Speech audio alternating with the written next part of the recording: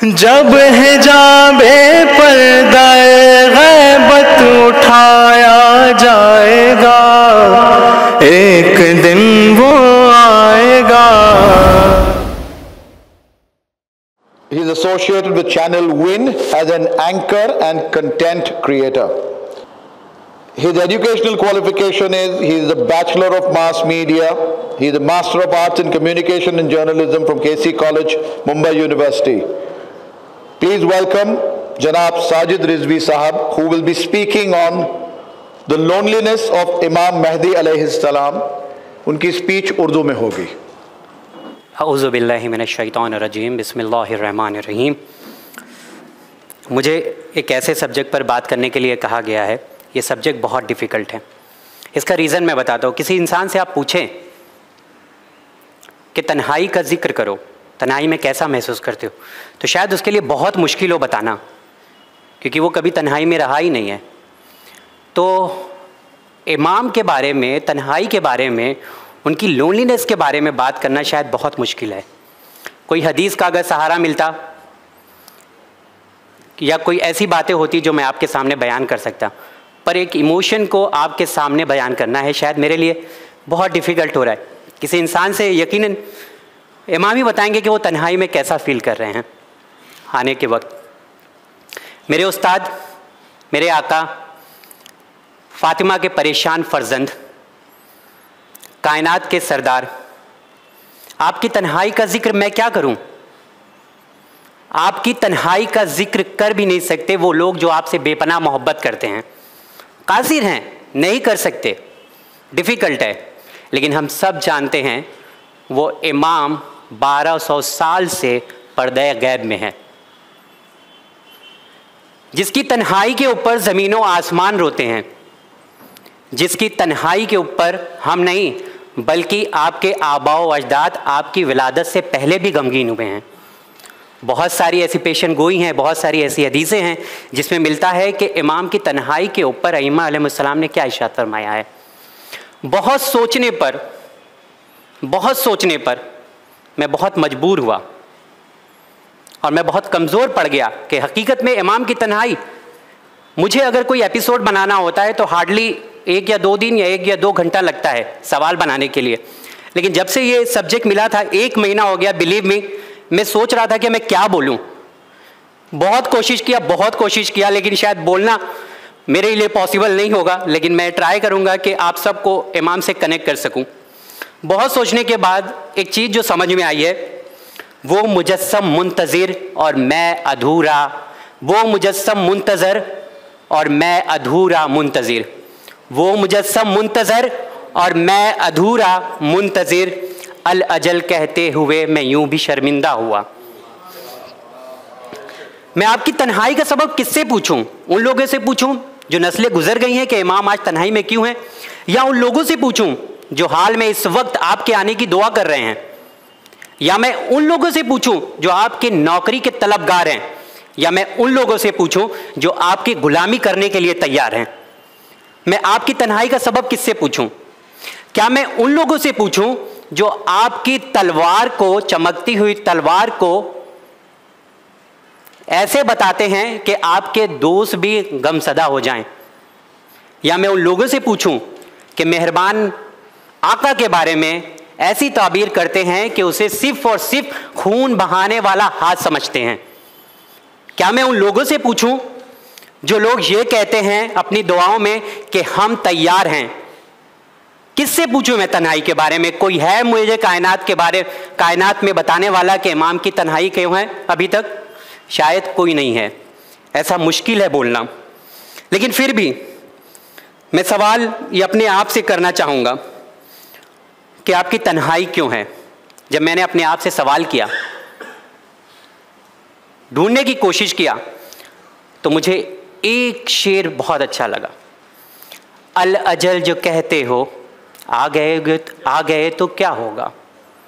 अल अजल जो कहते हो आ गए तो क्या होगा? क्या है अपनी तैयारी, पेश हम करेंगे क्या?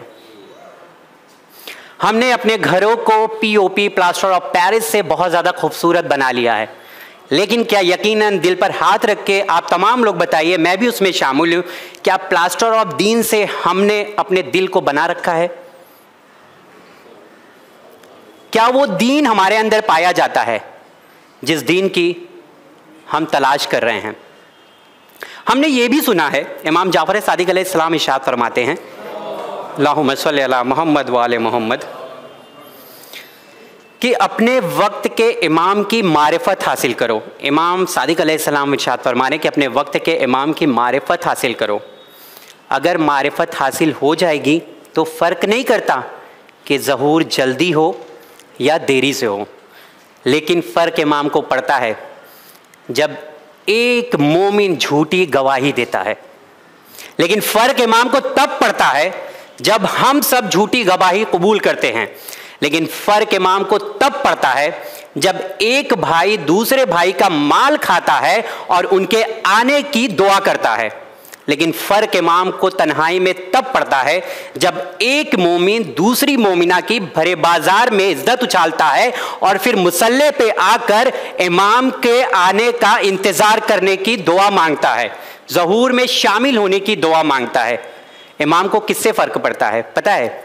जब एक मोमिन यतीम बच्चे का माल खाता है, इमाम को तब फ़र्क पड़ता है कि जब उनका चाहने वाला, उनका मोमिन जो दिन रात उनकी गुलामी का शरफ हासिल करना चाहता है, आज भी जाहिलियत के कुएं में फंसा हुआ है। इमाम को तब फ़र्क पड़ता है जब वो देखते हैं कि मेरे ही चाहने वाले रस्म की जंजीरों से जकड़े हुए हैं।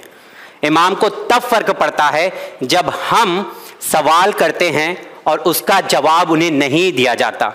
इमाम को तब फ़र्क पड़ता है जब ये कह के किसी नादान को टोक दिया जाता है कि खबरदार, इमाम के बारे में सवाल करने का हक नहीं है। इमाम को तब फ़र्क पड़ता है जब उसका सवाल उस तक महदूद रह जाता है। इमाम को तब फ़र्क पड़ता है जब ये देखते हैं कि एक मोमिन दूसरे मोमिन की मिंबर पर आकर बुराई करता है। इमाम को तब फ़र्क पड़ता है जब देखते हैं कि किसी यतीम की शादी के लिए वो यतीम बेवा औरत दर दर जाके पैसे मांगती है कि मेरी बेटी की शादी करा दो। क्या हम तैयार हैं इमाम के ज़हूर के लिए? कहना शायद बहुत आसान है, पर करना शायद बहुत मुश्किल है। एक बावाज़ बुलंद सलवात।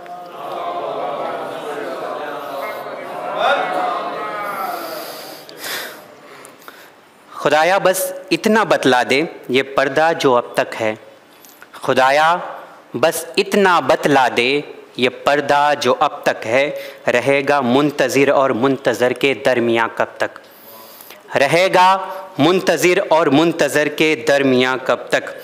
मुझे एक बात समझ में नहीं आती, मैं काफ़ी टाइम से ट्राई कर रहा था कि शायद मैं इस बात को आप तक पहुंचा सकूं, कि हम सब लोग ये कहते हैं कि ऐ काश हम लोग करबला में मौजूद होते और इमाम हुसैन अलैहिस्सलाम ने जब आवाज़ दी थी हल में नासिरिन यंसुरना, कोई है जो मेरी मदद को आए। लेकिन एक बात आपने गौर किया था इसमें, लेकिन ये सदा सिर्फ वहीं तक के लिए मौजूद नहीं है। कोई है कि जो मदद है जो वहाँ पे मौजूद है, ठीक है, लेकिन एक और सदा का हम लोग इंतज़ार कर रहे हैं कि जब बैत का पैगाम आएगा। क्या हम इतना तैयार हैं कि बैत का पैगाम जब आए और हम आँख बंद करके बैत को कबूल कर लें? यूँ ही नहीं, हदीसों में मिलता है ना कि 313 चाहिए। आपको एक सरकार बनाने के लिए ना एक मेंबर ऑफ पार्लियामेंट की ज़रूरत होती है, तब आपकी गवर्नमेंट जाके बनती है। अगर आपके पास नहीं होगी, ठीक उसी तरह से इमाम को मेंबर ऑफ पायस पीपल की ज़रूरत है। अगर आप मेंबर ऑफ पायस पीपल नहीं होंगे तो उनकी गवर्नमेंट में कौन एग्जीक्यूटिव मेंबर बनेगा? कौन उनका साथ देगा? कौन क्या करेगा, कौन क्या नहीं करेगा? आज भी हमारा समाज इन चीज़ों में जकड़ा हुआ है कि ख़वातीन इमाम ज़माना के लश्कर में या उनकी गवर्नमेंट में शामिल होंगी कि या नहीं होंगी। ये आप क्यों परेशान हैं? ये तो इमाम डिसाइड करेंगे ना। This is not your right to decide कि कौन बनेगा कौन नहीं बनेगा।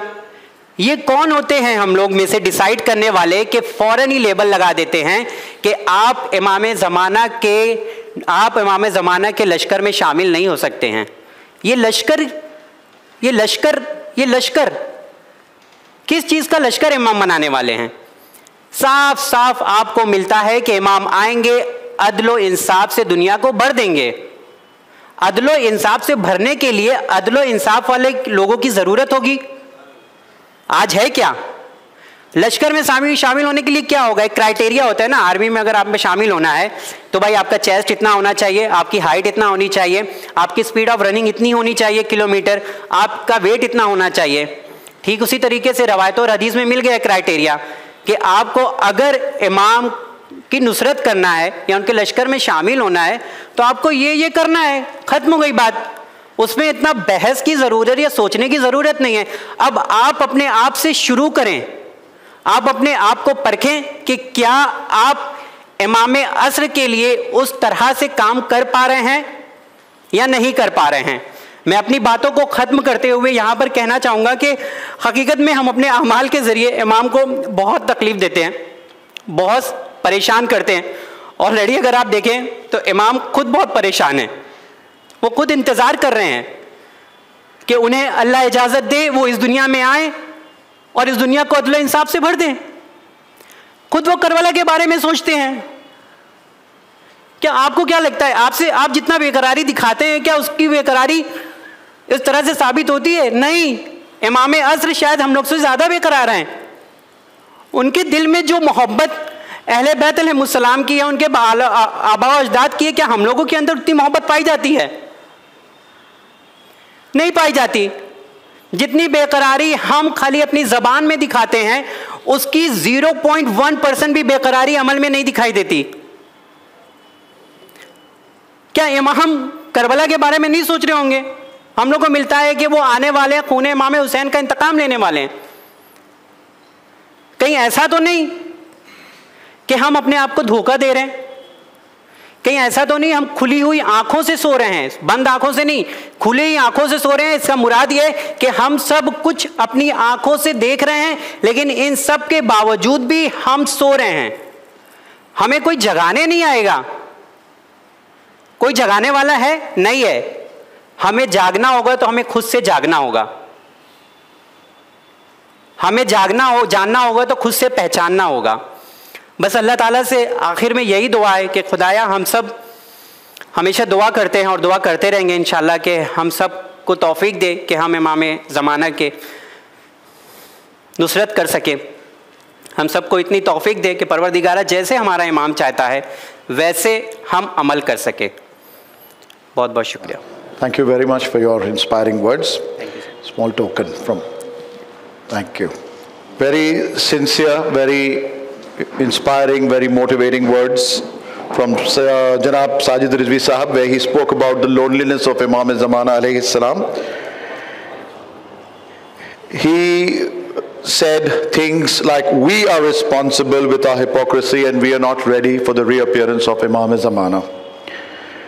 Let us hope we are in a position to change that and we see our Imam very soon. Sadaqallahul Aliyyul Azim.